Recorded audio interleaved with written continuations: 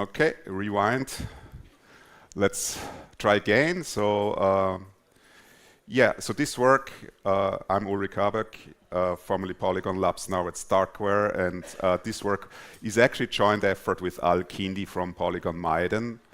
And it started actually with a seemingly quite simple task. It's just about they had the task. They want to make a Stark-based signature. They're not the only one who are doing it, so not a novelty. Yet it pushed me the first time to think about zero knowledge in Starks beyond just writing 3 lines like in Circle Stark. You do it like always, you know, like that's what the paper do. You prove soundness, and then zero knowledge is added the usual way by out of domain randomization, and so on, etc., etc. There's nothing to fear here, period.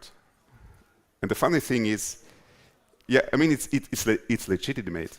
And why it's legitimate? Because they're polynomial IOPs. And it's, okay, yeah, they have several rounds in a real-world Stark. They have permutation arguments. They have local arguments. And they maybe even decompose the overall quotient polynomial. Yet, they're only IOPs. So what's the problem? What to fear here? It's not so difficult. But with Starks, they're not just IOPs. So they use the IOPPs, to be precise. They use Fry, and Fry is not a black box polynomial commitment scheme. You can consider it somehow as it, but it's not black box, so Fry has additional queries, right? And that these queries, again, we need to think about in the big pictures. It's not just the queries on the polynomial IOP level, it's also the queries at Fry level.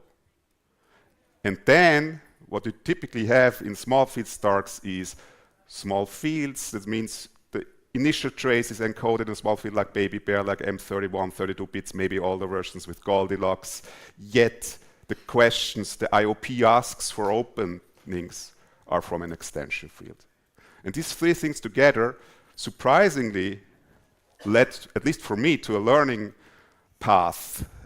Let's call it, we went down a road of pain, thinking now we have it, then discovering, oh no, it's still not complete. We have to patch something, do it again and again. I think like 3 iterations until we had it. And we discovered we were not the only one having such troubles. So in practice, if you look, we found, like, for example, Plonky2 repository, RISC-0, Triton VM, they all ran into the similar problems, if not the same. Wanted to achieve. So what are gaps? I'm not saying they were insecure. That's very important because some of them are in production. But yet they wanted to achieve perfect zero knowledge, yet they didn't achieve it with the measures they introduced. Most likely even prove a statistical zero knowledge, but that proof we didn't want even to open up because it's much more complicated. Talk about distances between distributions than just about the uniform distribution, which is perfect zero knowledge. And beyond repositories and Starks, not only there, just to name two famous examples where also they wanted to achieve perfect zero knowledge but didn't. And people who are really serious in their work, like Zcash Halo 2, had troubles making their permutation argument perfectly CK. Or a previous, older version of the Plonk paper, just to name a famous example, which forgot about the subtleties that open up when you decompose a quotient poly in an univariate Stark into components. And I will cover these topics in the course of this talk. Maybe not all of them, but I try to cover most of it. And beyond that, of course, I think I switched back. There was nothing. So my own Fry survey, an older version of it, now patched finally, had a complete misunderstanding in the role of the BCS mask poly in the batching step of Fry, and about this I will talk a while later on. Okay, so the funny thing is it's not difficult, but it's not easy either, and main reason is complexity. Okay, let's start with the basics. And that's why everybody thinks it's simple. And it's good to think that way, because otherwise you would be disparate in the very first place.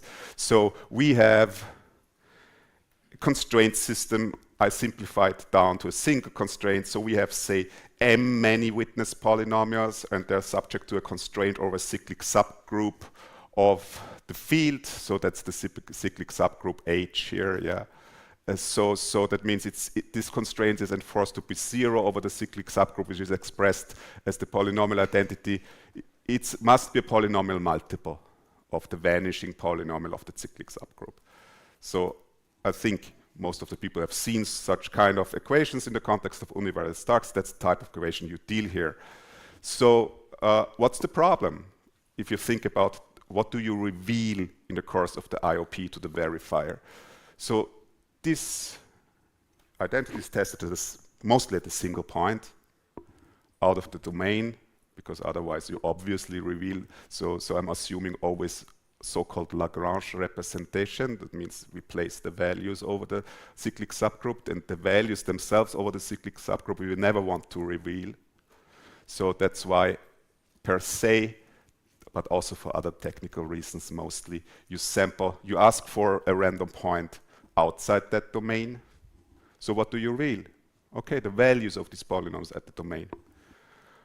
And also of the quotient poly. Okay, let's look into it. What do? I'm a Stark guy, so I'm thinking about out-of-domain randomizations. There are different methods also, like in Plonk-like proof systems, on-domain randomization. But this talk is mainly about out-of-domain randomization, though certain parts are applicable to both. So that means we randomize the witness outside the witness domain by randomly selected multiples of the vanishing polynomial. So this is here, the random coefficient. So we take a random multiple of the vanishing polynomial. And therefore, if you now look, still, let's go back to the constraint, because you only randomize outside the witness domain, you don't break the constraint. That means you still are 0 over the cyclic subgroup, you still are a multiple of the vanishing polynomial, yet it's a new multiple. What do you do? So you do outside, all the witness polynomials are randomized outside with independent, uniformly drawn randomnesses, and you compute a new quotient polynomial, and now you reveal at the new point. So how do the values look like now that we reveal? Each of the witness polynomials at C, because we took a random multiple of the vanishing polynomial is non-zero at every outside point. So that produces perfect random noise at the outside point C. Each of them independently, because the Z's are independent, right? Okay, the vanishing polynomial is something public, there's nothing to hide. What about the quotient? It's a derivative from the polynomials you computed, right? Not derivative in first derivative. It's something you determine from your committed polynomials, and so it might reveal some additional info. Does it? Should no, or at least we should be careful. But let's look at actually how is it determined from the point of view of the verifier. As soon as I know these values, there's only one value. Just look at the constraint. We plug in this value, then the constraint is, we have a unique value for C of all of it. We know that value is non-zero and unique, so we just divide. In other words, that value Q of C, regardless that there's still information in Q as a polynomial of the witnesses, but Q at that point is just a derivative, something you determine from what you have already opened. So in other words, and that's what I emphasize by black instead of red, nothing to worry about here. So we don't need to use additional randomizers to secure this opening. So that's the simple story, right? I mean, everybody has seen it already, most likely, and there's nothing to worry about, right?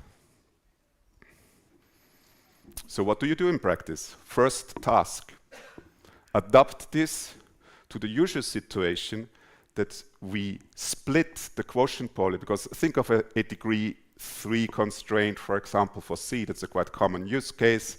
You have selector polynomials plus quadratic constraint makes degree 3 over all air. And what's the degree of that polynomial? Bound is 2 times the vanishing, the domain, size of the domain, right? And typically you split this into 2 smaller polynomials. So again, with these numbers I named before, we have a degree 3 constraint. So we would have Q a degree 2 polynomial at 2 times the domain, the size of the domain. And one way, which is quite popular in Starks, because they use Fry, one way to decompose it into smaller is using the FFT type of decomposition here. So 2 polynomials, the even part, the odd part with the x pulled out. So that's one way to do it. There are other ways to do it, and each of them has its own, needs to be considered separately, but I will focus on this type of decomposition this talk, because surprisingly this was one where the proof of perfect CK was the most involved one, unexpectedly. Okay, so let's go back. So this is the decomposition. So the proof provides more. It provides Q, instead of Q, it provides Q0, Q1, both half the size.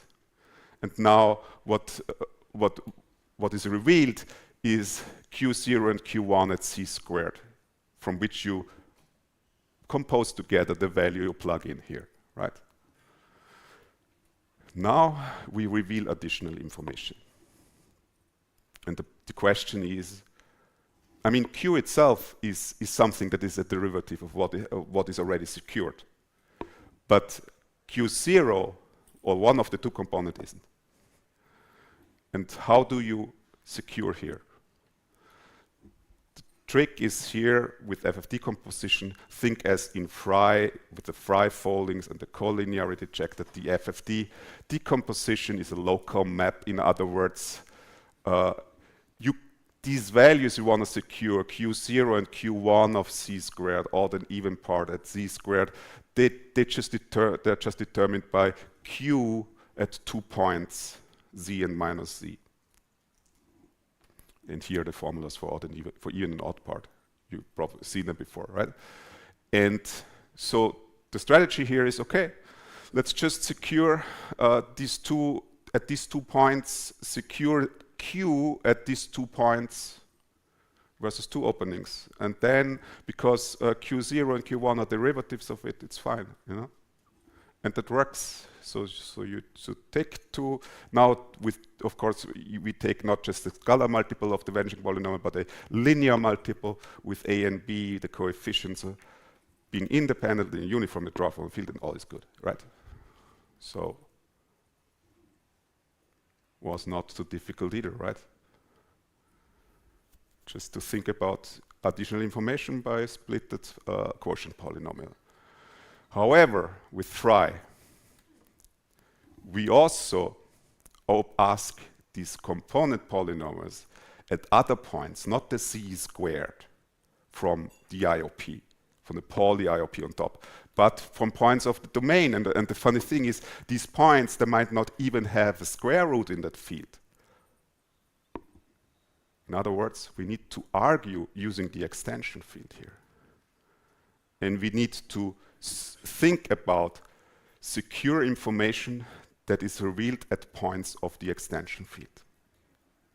And this was the first time when we needed to inhibit and say, okay, so maybe we should look a bit, maybe it's not that easy, you know?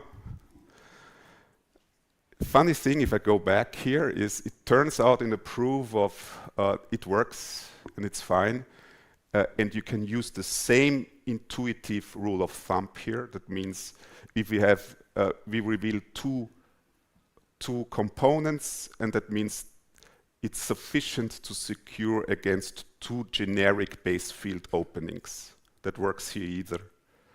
But the proof of it is quite involved, because you go over the extension field, you show somehow that the degree of the extension you need to talk about these roots and everything you need doesn't matter, and so on.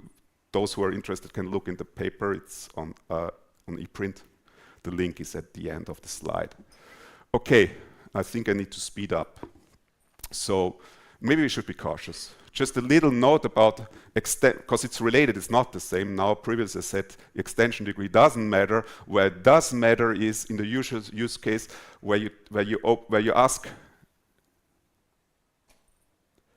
the polynomials you have committed over the base field at some random outside point, a single point with no other points that are related to it. In this case, but we want to secure using base field values, right? That's what you do. So like Plonky 2 or Plonky 3, having like thousands of columns in the first trace all over the base field, and we want to do all the FFT work over the base field. That means we want to randomize, not with extension field values, because then all the FFT work would cost much more. So base field randomization, yet we ask at the opening at some extension field. And what you reveal here is, of course, a vector of base field elements, because extension field, we have extension field degree k over f. So that's a degree 4 extension. You reveal 4 values, base field values, with each query. And it turns out that this intuition is also okay. Funny thing is, prove it. This is a good example to start, and you will feel somehow, okay, it needs some, I'm not saying it's difficult, right? But you have to prove it. The only way I was able to prove it using arguing about Galois orbits of the extension field points and understanding the distribution over the entire Galois orbit. So that's fine. Okay, so we had quotient decomposition. We have to take care about going into chunks. Then we need to take care about arguing about openings, going to extension field. We need to talk about generic extension field opening as the last thing. And now Fry itself. So what's the trouble with Fry? As I said in the very beginning, it asks for additional queries, in the batching step.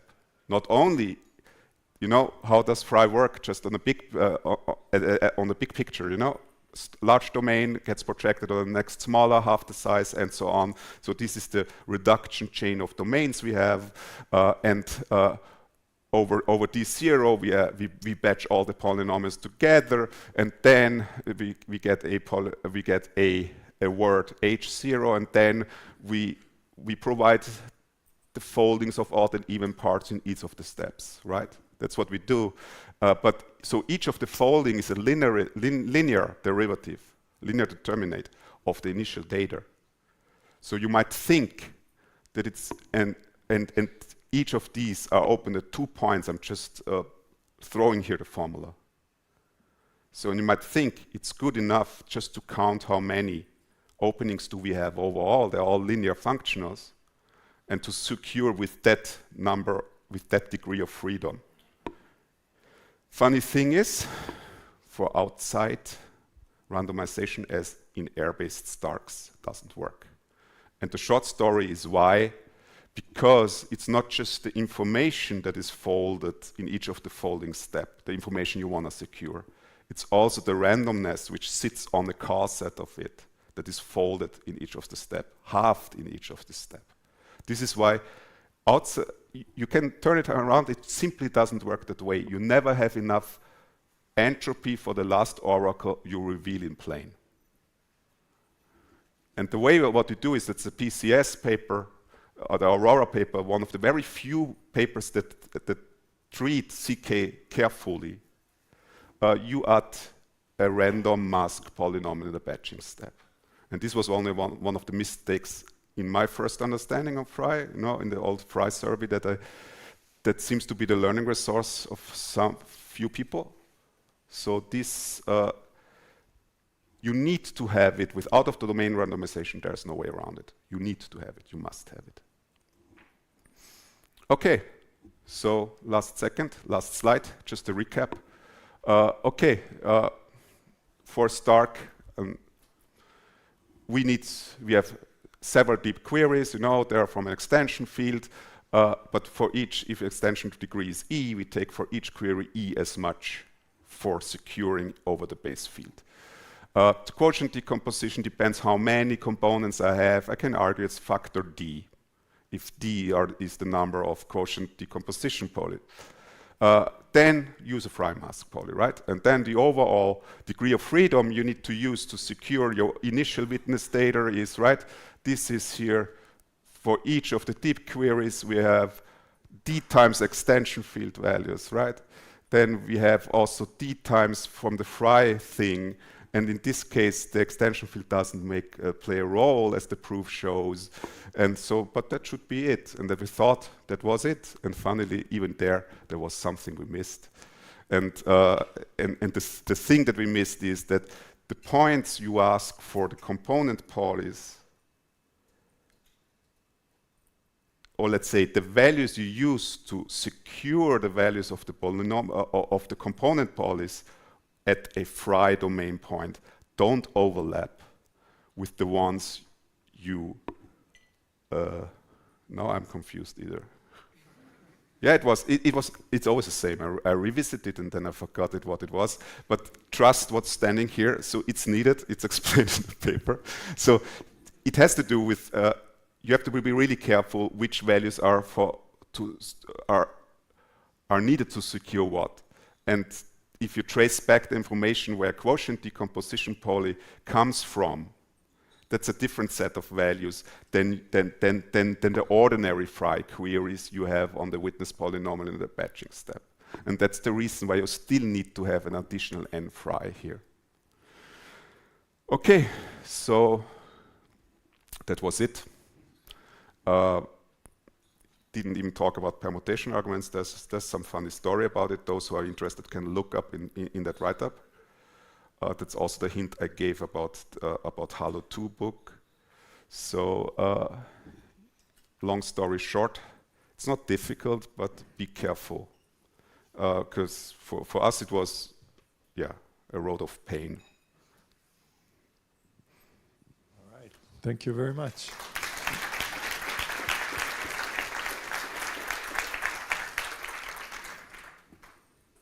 Let's see if we have questions. All right. That's the most difficult. That's a bad sign. No, I'm saying the most difficult lesson learned is a lesson learned with pain, but it seems like you're on top of it. Nobody's asking a question. Oh, go ahead. So for the quotient, did you consider the pros and cons of what you're talking about versus sort of a random splitting of the quotient like we ended up doing in the Planck paper? Yeah, I mean, the thing is that works with other types of decomposition, like the one you used in Planck. Planck decomposes a large polynomial into chunks of consecutive powers of the monomial, right? That doesn't, the FFT decomposition, there is no way, I don't see any obvious way to randomize the FFT decomposition. Yeah, of course. The thing, it was rather also like a sort of academic challenge. Can we prove it, And without changing the implementation. I'm not even sure if Maiden implementation had the FFT decomposition in the first place. But I know at risk zero did use it. The FFT one? Yeah. I think also Triton. So I was surprised to see, because I personally advertise what I call the decomposition by value, the Lagrange decomposition, because if you really look at all the epsilon costs, it's the most efficient. But yeah. So overall, what's the overhead of adding ZK versus not having ZK? I'm sorry. So giving all these complexities, what's the performance overhead of adding ZK? You can do it for Starks, it's rather a matter of if you really want to pay in implementation costs. But if you do the most greedy implementation, which means you really only take that degree multiple of the vanishing polynomial and not just oversize the domains by doubling it, then the overhead is almost negligible, like below 10% or so in classical, just to name some numbers. There are some concrete numbers we are going through in the paper, but it's below 15% is achievable for sure, because it's just a slight overhead multiple of the vanishing polynomial, which you need to treat also separately in FFT work for the evaluating over all these constraints. And if you do it in a smart way, you don't pay much. I mean, the trivial is always for, not trivial, I mean, for implementation, you just oversize. And Okay, thank you very much. thank you. Thank you for this talk.